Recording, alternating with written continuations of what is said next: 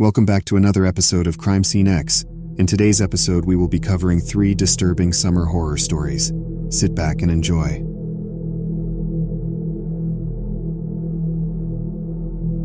It was a night like any other. The heat of the day had given way to a warm, balmy evening, and I was driving through the remote countryside to visit an old friend. The winding roads were familiar but isolated, flanked by dense forests and open fields. I'd done this drive countless times, always enjoying the solitude and scenery. This night, however, something was different. A car was following me. At first, I didn't pay it much mind. After all, it wasn't unusual to have another car on the road. It was normal for me to see a car every other time I did this drive. But as the miles rolled by, I noticed that the car stayed behind me, mirroring my turns, slowing down when I slowed down and speeding up when I sped up. A pang of anxiety hit me, but I tried to shrug it off as coincidence. Maybe they had the cruise control set, and it was simply matching my speed, I told myself, trying to relax my unease. The sun dipped lower, casting a golden hue across the landscape, and soon gave way to the inky darkness of night. The car's headlights were now all I could see in my rearview mirror, 2 bright eyes that never wavered.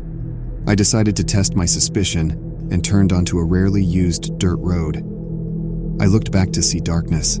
I held my breath for a few seconds, waiting. Just a moment later, the bright yellow eyes were behind me again. My heart began to pound and my hands grew sweaty on the wheel. Who was this? And why were they following me? I picked up my phone to call for help, but there was no signal out here. Fear turned to terror as I realized I was utterly alone, being pursued by an unknown driver on a desolate country road. The headlights grew closer, and I could see the car was old and battered.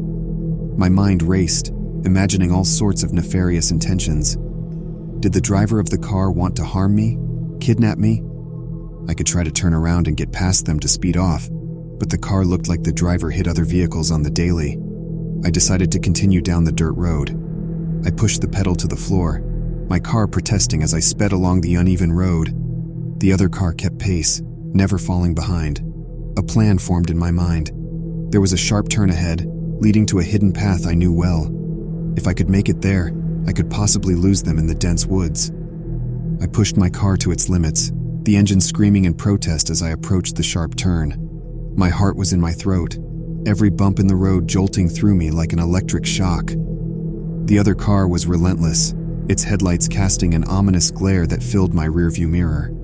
The turn was coming up, and I knew I had just one chance to make it.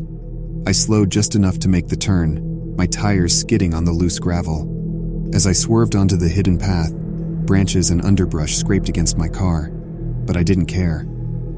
I glanced back one more time to see if the other car had followed. The bright yellow eyes hesitated for a moment at the turn, then continued down the dirt road, missing the hidden path. Relief washed over me, but it was short-lived. I knew I wasn't entirely safe yet. I continued down the hidden path, my headlights dimmed, heart still pounding. Every sound seemed amplified in the stillness of the night. I finally reached a clearing I knew well and pulled over, killing the engine and lights. I sat in complete darkness, listening, waiting. Time passed, and I heard nothing but the natural sounds of the night and the occasional distant call of an animal. My fear slowly subsided, replaced by a cautious sense of safety. But I knew I couldn't stay there forever. I cautiously started the car again and made my way back to the main road, avoiding the dirt road where I'd been pursued. The drive to my friend's house was uneventful, but nerve-wracking. Every car I saw made my heart jump. When I finally arrived, I explained what had happened, still shaking from the ordeal. My friend was equally shaken and insisted I stay the night.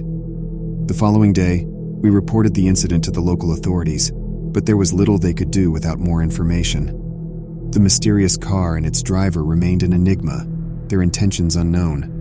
It took me a while before I visited my friend again, and I haven't gone back to visiting them as much as I used to. I even found another route to take to their house. It was an additional 30 minutes to the already long drive. I preferred the longer drive than putting myself back on that road. I often found myself glancing in my rearview mirror, half expecting to see those bright yellow eyes again. I now carry weapons with me in case of another incident where I am not as lucky. Sharing this story was the best way I could find to warn you that even in your car, You can never be too careful when others could be just around the corner.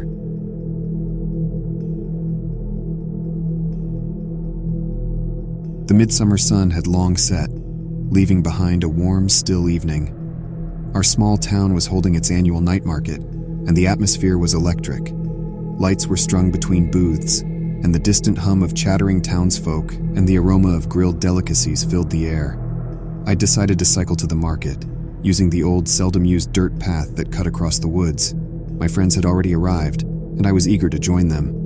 Riding along, the rustling leaves and chirping crickets were a comforting backdrop to my thoughts. Suddenly, a distant twig snapped. I dismissed it as an animal.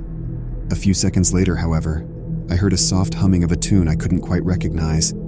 It seemed out of place and unsettling. Glancing behind, I noticed a dim light, perhaps another cyclist. Shaking off my unease, I pedaled a bit faster, but the light behind me grew closer and brighter.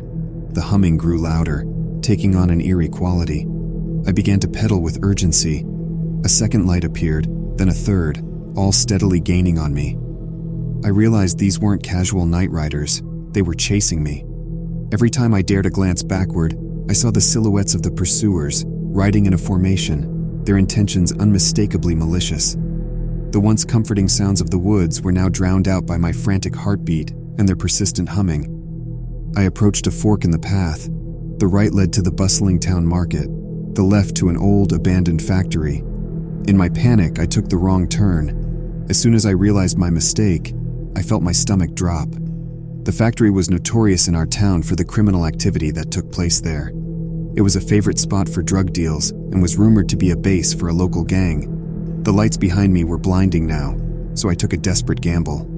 Abandoning my bike, I slipped into the factory through a broken window.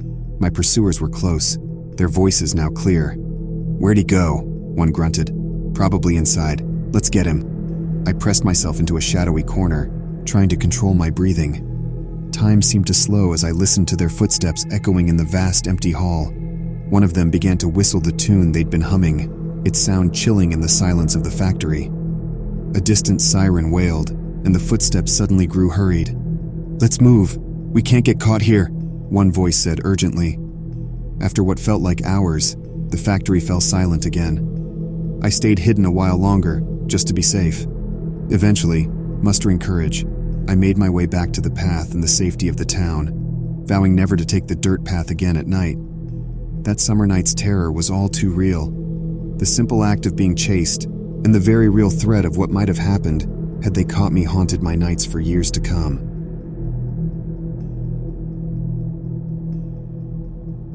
It was the height of summer, and the air buzzed with anticipation. My friends and I had planned the ultimate slumber party at my house, complete with inflatable beds set up on the pool for a night under the stars. We were a close-knit group of 6. All of us were 15, except for Emily, who was a year younger and a less confident swimmer. We made jokes, shared secrets, and watched as the inflatable beds, glowing lanterns, and twinkling fairy lights transformed my backyard into a dreamy paradise. The excitement was palpable as we changed into our swimsuits, grabbed some snacks, and made our way to the pool.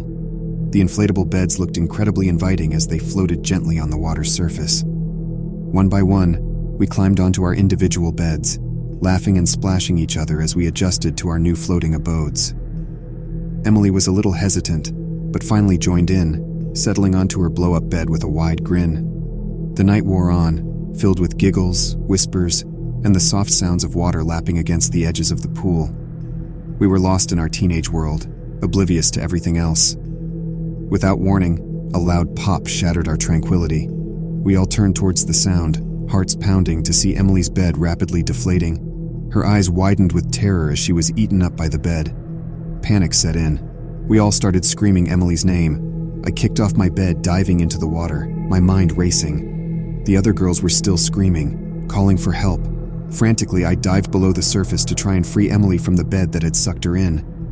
I swam with all my strength, my lungs burning, but it felt like I was moving in slow motion. I found the opening and got it open, freeing her from the bed. She felt so limp in my arms when I got her to the surface. My parents must have heard us because my dad jumped in and took Emily from my grasp. Her body was limp, her eyes wide and unseeing as my dad lay her on the ground. The other girls had already called emergency services, but every second felt like an eternity.